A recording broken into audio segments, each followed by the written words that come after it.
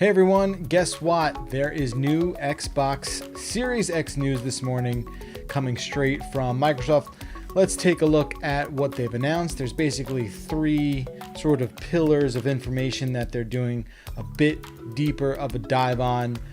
We wrote the story here at CNET, so let's check out what we exactly have going on.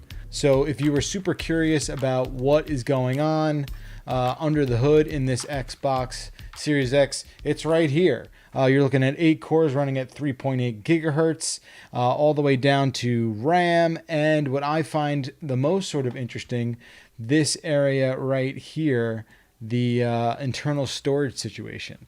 We're looking at what is likely a full terabyte on board of SSD and expandable storage up to what is that? Another terabyte. So you're looking at 2 terabytes total. And it got me thinking, is this enough for these next generation games? I mean, games can already get to 75, 100 gigabytes and more. If we're looking at a net total of 2 terabytes, are we still going to have to be juggling with, sort of managing that kind of storage? I don't know, but it's entirely possible.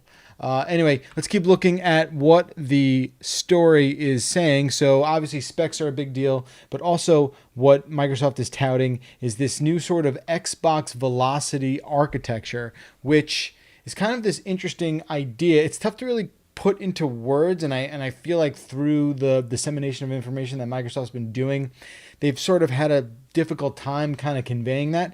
But from what I'm reading from them with what the CNET reporting has told us, it's basically an interesting way that gives developers access to tons of amount of data at once. So what they're calling it is the Xbox Velocity architecture that says they could give developers up to 100 gigs of game assets instantaneously, which I know on paper doesn't feel like a lot, but to me that just sounds like a really impressive amount of stuff that developers will have at their disposal in terms of what they can stream into the game, and having that kind of bandwidth. Of course, you like to see something like that. It's a bullet point that they're using in this story. So here you have it. And then Microsoft spent a little bit of time talking about the new Xbox controller.